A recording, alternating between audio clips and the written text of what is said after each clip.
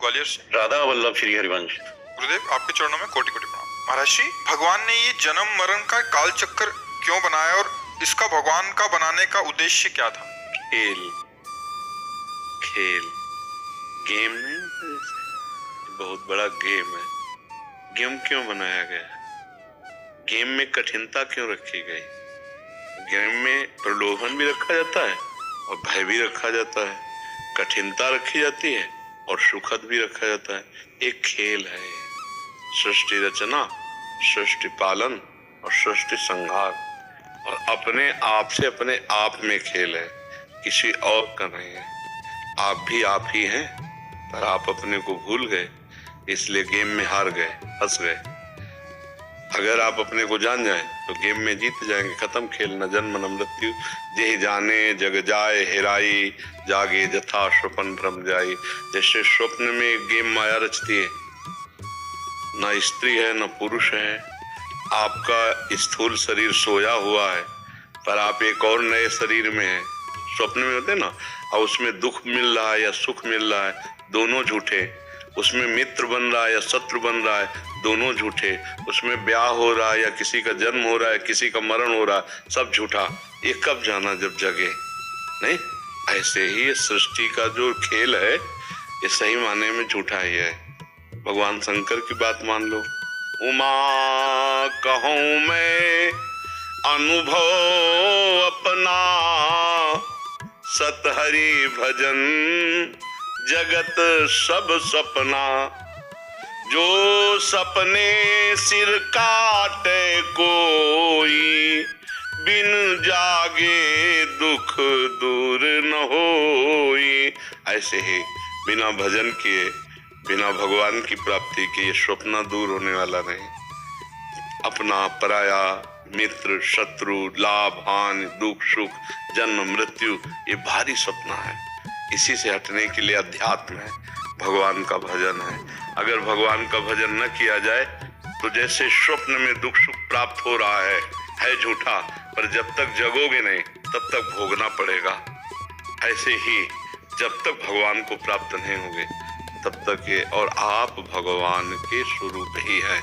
जैसे गंगा जल से एक चम्मच गंगा जल निकाला जाए तो गंगा जल, एक टैंकर निकाला जाए तो गंगा जल।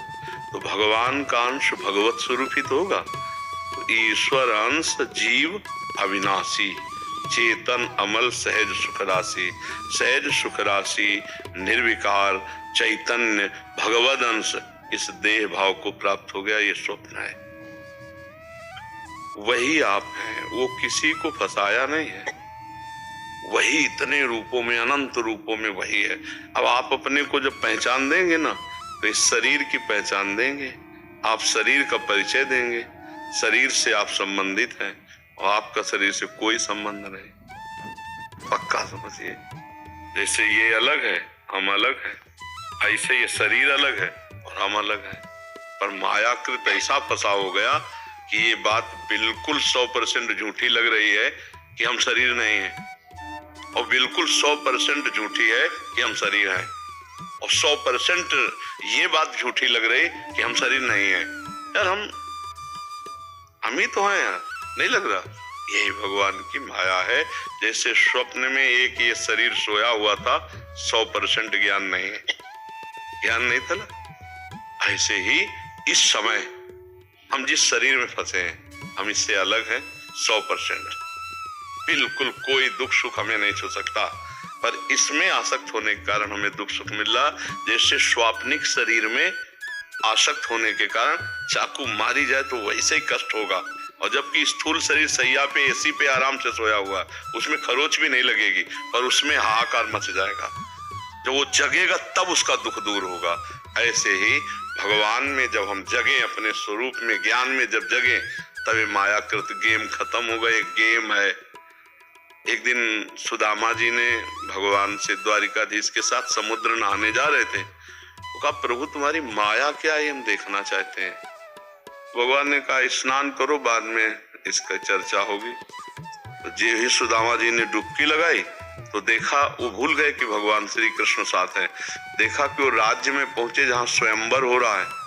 अरे तो सुदामा जी श्री कृष्ण के मित्र हैं, तत्काल उनका स्वयंवर में स्वागत हुआ और राजकुमारी ने उनको जयमाला पहुंचा, वो वहां के राजा बन गए। अब वो कुछ दिनों बाद संतान उत्पन्न हुई, कई संतानें हो गई। इसके बाद वो पत्नी मर गई, तो वहां का नियम था, जैसे अपने यहाँ पहले था नियम कि पति के साथ पतिव्रता चिता में चढ़ जाती थी, तो वहां था पत्नी के साथ पति को चिता में जलाया जाएगा। अब तो एक भगवान ही थे, बड़े जोर से चीखे, हे श्री कृष्ण, तो भगवान ने से पकड़ा, क्या हुआ? बड़े जोर से चीखे, हे श्री कृष्ण, तो भगवान ने से पकड़ा, क्या हुआ? बोले प्रभु, बोले अभी तो डुबकी मारी थी, अब बोले ब्याह हो गया, लड़का बच्चा हो गया, वहां जलाए जा रहे थे। बोले यही मेरी माया है। 2 घड़ी में पूरे ब्रह्मांड को रच दिया, वो परमात्मा है। डुबकी लगाने भर में उनको सब ब्याह हो, सब क्या क्या, ये स्वप्न जैसे ना, ऐसे भगवान की माया, ये गेम है माया का। अब बहुत बड़े मायाधीश का गेम है, तो इससे पार होने